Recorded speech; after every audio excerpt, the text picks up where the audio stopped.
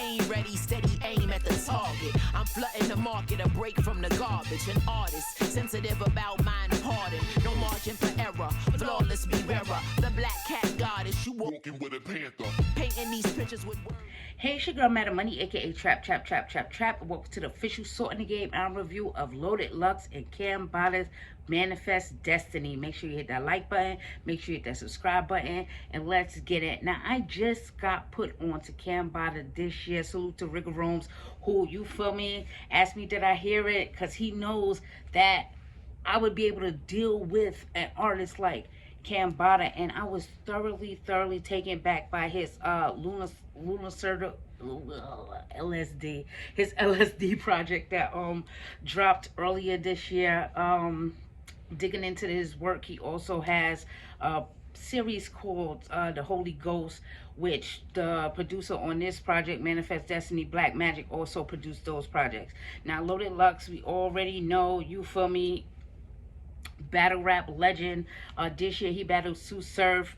But prior to that, you know, he had a infamous battle with him and Hollow versus Tay-Rock and Chess, because Sue Surf had got locked up right before that battle, but that's neither here nor there. The single Heavy's been around hard since last year off of Dirty Talk 2. He did a couple cameo features in some Smoke Dizz's videos and tracks that had came out, but I was really surprised to see these two artists coming together. Like, I never thought I would see this after being put on to Cambatta, and I'm so happy he's getting the look right now, because he is such a different type of artist to me. The reason why I didn't do a review of LSD is because it's so esoteric, it's so deep, and it's this like real macabre thing. Like, in my mind, I always compare Cambatta to like if Daylight met the Creep Keeper. If that makes sense to you, then you understand what Cambatta can bring to the table.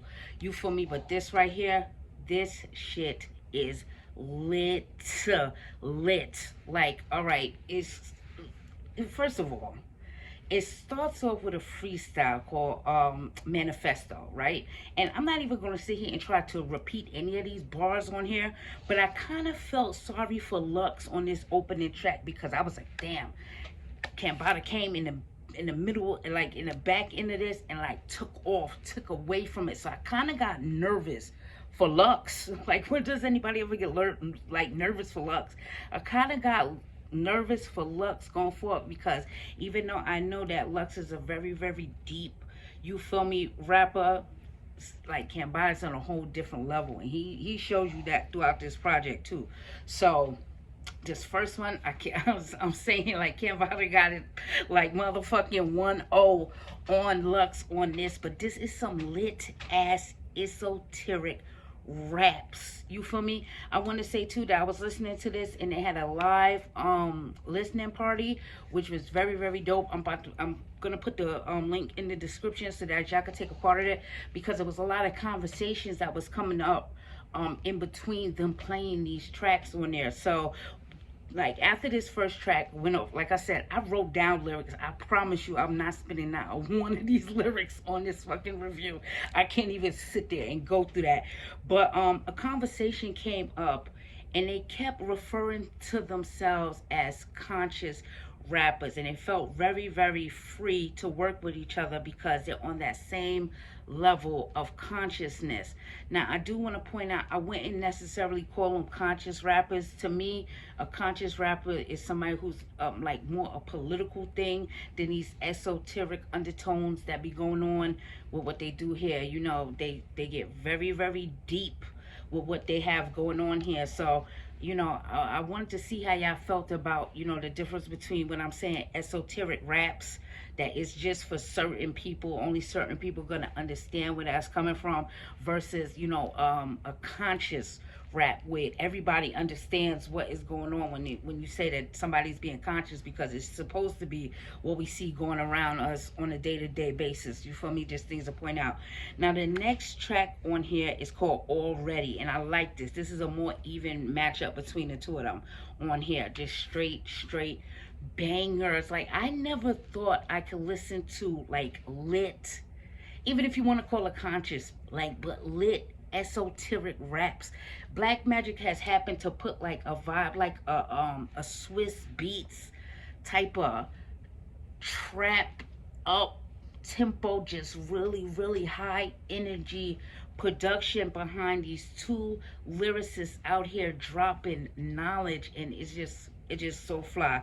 That track, like I said already, that was so dope. And as it goes along, they are really paired up with each other really well. But that first joint, though, I'm gonna tell you, that first joint, Cambatta took the ball and ran with it. I ain't gonna run. The next track on here is "Slave to a Master." Now that's the single that came out. So if you follow their IG or anything like that, that's the first like leak and let everybody know that they were working together. I was surprised this came out so soon after hearing that first leak, because it wasn't too long ago when I just got put on that this was coming out. So it's really dope here. This track is like, a little bit more low key than the rest of the album. When, like, production wise, it's a really laid back vibe. For anybody who have heard it, you understand what I mean, where they like, I see why that's a single off of this, the first single, because it's putting you into that underground sound, that realm or whatever going on. But the rest of this album it takes off. That's all I could say. Next track on here, Cold. And again, these two artists are taking their own approach to one topic on here. And it's code, your personal code. Lux plays into, like, a fatherly code and what it is to be a man. And, like, Cambatta, he speaks about nutrition and how you're supposed to have a code and all of these things. But they all go back to this street element of having street codes as well, too. I thought this was a really dope track. The next track on here is called Character.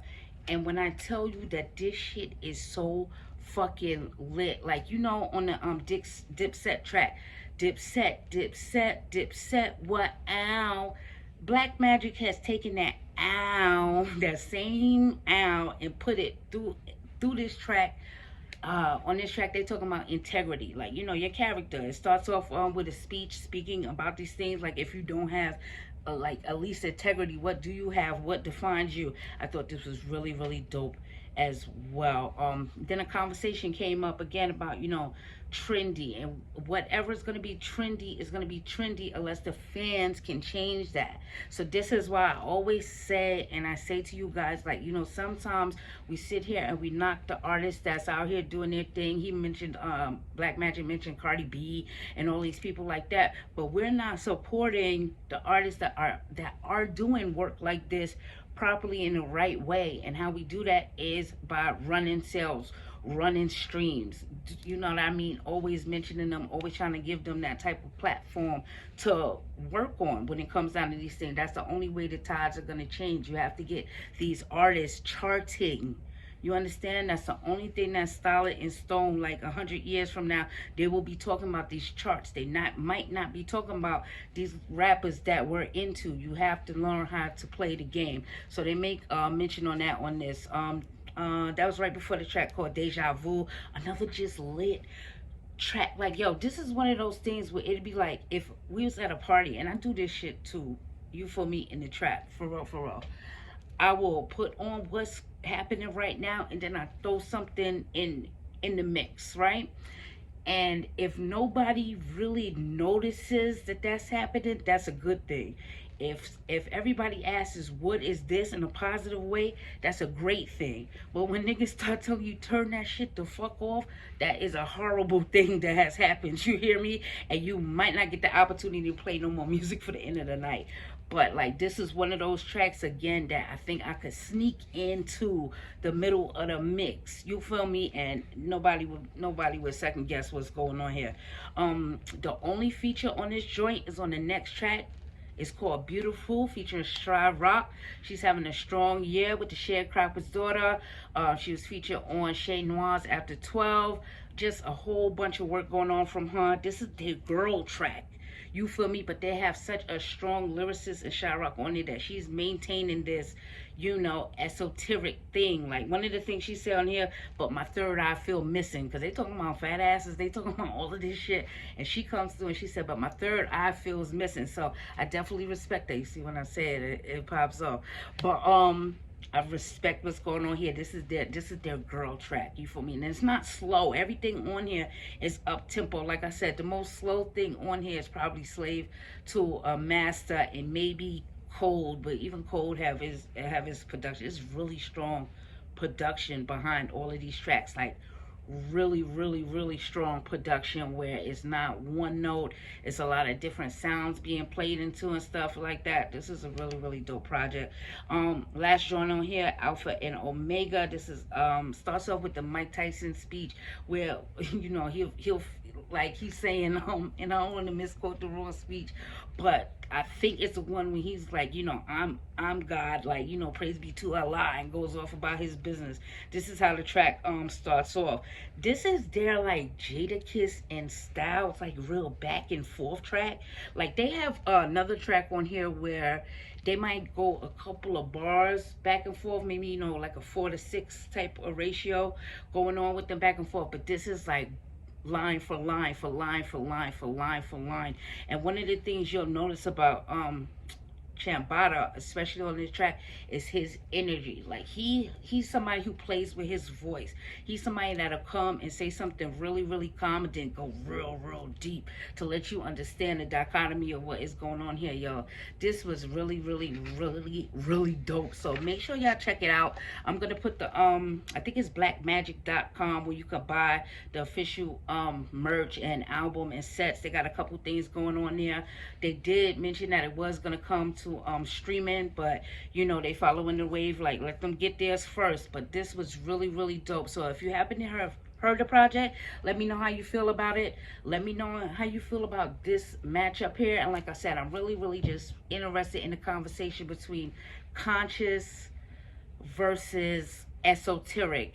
And is there a difference, or am I thinking about that the wrong way? But salute to both of them on there. I'm about to get out of here though. I'm Madam Money. You can follow me on Twitter and IG at Madam Money Says. That's MADAMMONEYSAYS. Dog, I'm telling you though, I never thought like I'd be like really, really some lit. You hear what I'm telling you? Lit esoteric raps. Like I've been waiting for a project like this a long time, you guys. This the glow up. This is opulence. Focused and competent, equipped to hold my own on any continent. More so.